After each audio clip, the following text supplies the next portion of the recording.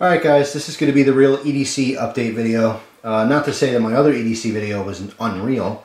What happened was I had a very impromptu trip to Jersey to the mall, which I'm going to make a separate video talking about because it's a lot of my kind of first time things happen. And the video is going to be talking more or less about, you know, stepping outside of your comfort level and stuff like that.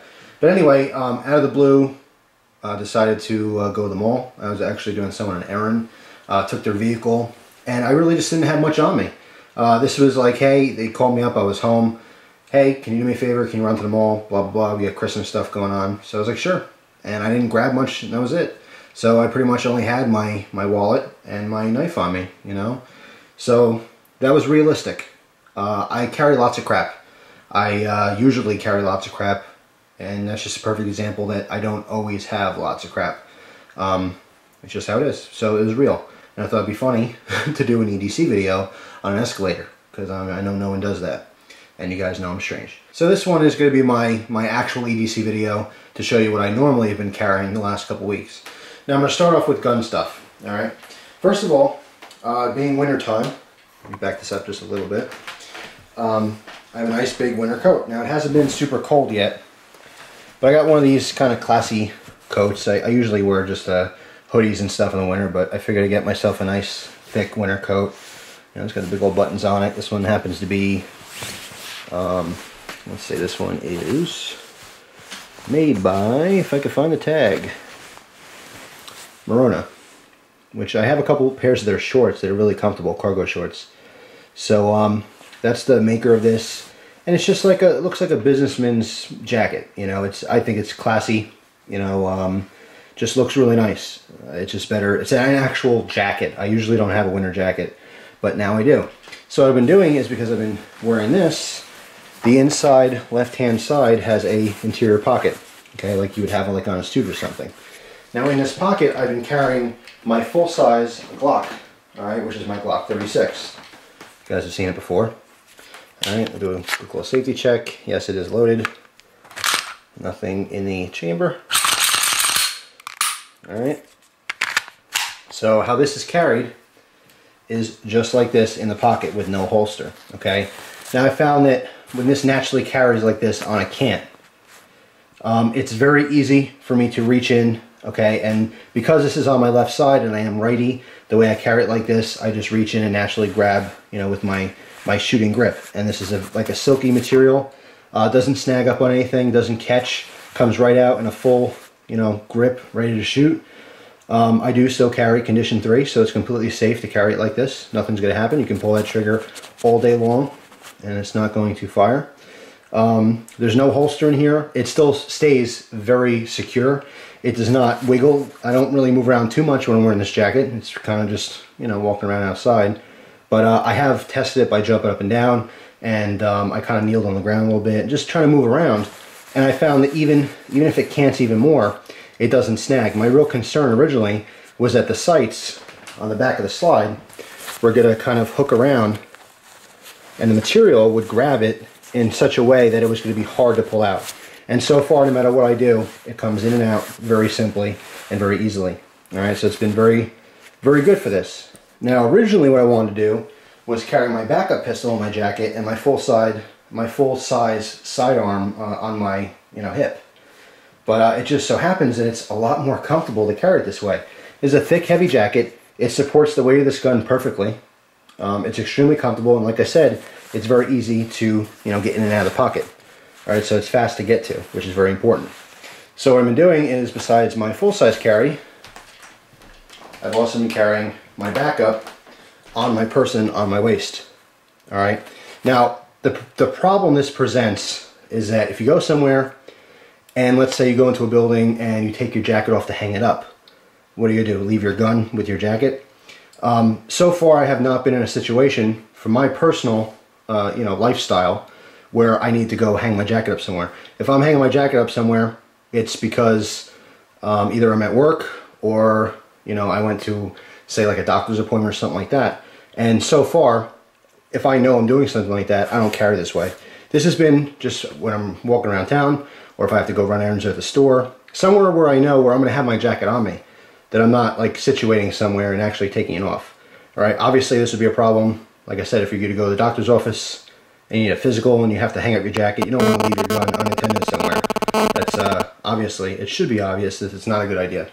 But so far, for most of what I do, this has been working out great. Of course, the backup is the Kel-Tec P3 AT, which I'll do a separate video on to show its condition. This gun gets carried more than any gun that I have.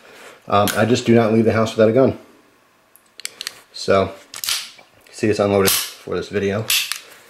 But anyway, that is all. So that's the gun situation. And let's move this stuff out of the way. I'll show you everything else. Alright. So, those are the guns I've been carrying. Let's talk about wallet real quick. My wallet doesn't change much. It never does. But the outside pocket has kind of a zipper thing. The zipper finally broke. The loop. But it's still functional. Still the zipper is fine. I always have my Victorinox Swiss card in here. Alright, just want to mention that even when I was at the mall, I didn't have time to show this, but I always have this. It's a secondary blade for utility work. A couple little tools in here. I have a pen on me at all times, which actually comes in handy quite a bit. I have carried a full-size pen back and forth. It's not a regular EDC item for me. Things like that and a Zippo, which I happen to have a Zippo on me today in the last couple days. Those things, they come and go. Flashlights change all the time. But a pen, I always have this pen in my wallet. And that is the most used tool in this, is the pen. So, there's the wallet. Keys. Those are my keys. This was on my keys, and now it's coming off. After using this for a week and a half, I find that it's just too bulky. So I'm going to mount this in the car. This is the Rescue Me tool I did the review on not too long ago. I told you I carried on the keys. That's exactly what I did. I carried it on this S-Beaner. And it just, my keys started getting too bulky. I don't like the alarms, but I happen to have a vehicle that has an alarm thing, so I carry it. I prefer not to have this. If I didn't have this on there, it'd be fine. But with that, it's just getting too fat. I don't like really bulky keys. Alright, so this is coming off, and it's going to be mounted inside the car where I can reach it at all times. Alright, so that's leaving my EDC. Still love my lanyard with my County Com custom stainless steel skull.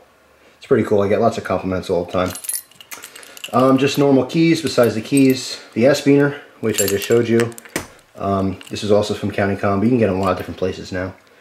And Night Eyes makes them, by the way. All different sizes. But I find this is very useful too, is sometimes if my pockets get too filled with stuff, I'll take my keys out and I'll loop this on the belt loop on my pants. Alright, you know, with where your belt goes through. It's a belt loop. So very convenient. Still rocking the duct tape. I'm telling you, this is something else that just gets used all the time. I have my miniature knife on me, and I want to show you this. If I'm getting smacked around a little bit, I happen to lose one of the handle scales. So sad. The black lip mother of pearl. It just fell off on one side. Now it's starting to rust a little bit. But I'll still carry it as is. And I have used the thing a couple times. So I actually have to sharpen it up because it dulled quite quickly. But yeah, I just lost one of the scales just from, you know, banging around. That's pretty much it with the keys. Nothing else going on here. As far as keys go, I'm constantly going back and forth with little, you know, small keychain knives and multi-tools and stuff like that. But so far this has been a pretty good system for me. And I'm telling you, the duct tape really does come in handy. It's like anything else. Once you start carrying it, you think, how the heck did I get by without it? But it's been really good. Alright, cell phone. Still the same cell phone in case. Here's Gus. But I want to show you that I started getting into, and Bella. Bella's my friend's Boston Terrier that passed away. So I have her on there as well. I started getting into a couple apps. I've never done iPhone apps. And I'm not really into it, but I just downloaded a couple free ones. The Zippo one, it's old. I mean, people have seen this many times, but it's kind of new to me, so I think it's kind of fun.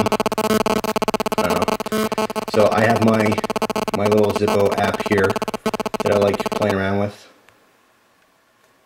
And I really don't like the iPhone app. I'll be honest with you. And people say, well, why'd you get an iPhone if you don't like apps or if you don't use it for all the extra special stuff, you know? I've said in the past I try to keep things simple. Well, I didn't pick this phone out. My boss picked this out for me, so I have a phone at all times in case she needs me for work, because I don't have a house phone. But anyway, Actually works like a Zippo if I touch the screen right. And it's pretty cool as you move it around, the flame, it's, you know, pretty realistic. You can close it. So it's just something goofy to play around with when you're sitting somewhere waiting. So that's one thing.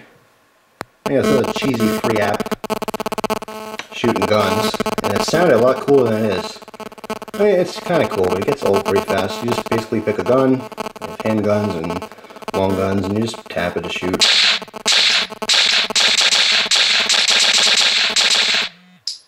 Reload. They have all kinds of guns. They have a couple automatics in here too. Let's try Thompson. So it's a lot of fun for like 10 minutes, and then you're like, alright, I get it. So that gets kind of lame. And then this actually comes in handy. It's a little free Swiss Army knife. You have red strobe mode, which just literally blinks red. You know, in case you need to, for emergencies. I don't know why you'd get rid of your phone. But besides that, we have a level, and the level is functional. And I've used this 3 times already. It's really cool. You have just a normal style level there.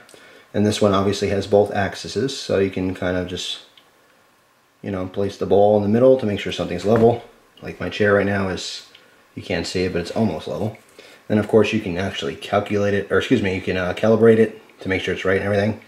It's kind of, I don't know, it's fun to play around with. But it is useful. And the last thing on the Swiss Army knife was the flashlight, which basically just makes your screen completely white, so that you have the most light coming out. And I have to tell you, when your screen is white like this completely, it does give you quite a bit of light. So it works good as a flashlight if you don't have one. But anyway, that's my phone. Alright, so now I got my pockets. I've been rocking the cargos lately for winter time, so I can carry more stuff, alright? And as I pull stuff out right now, I'll tell you where I'm getting it from.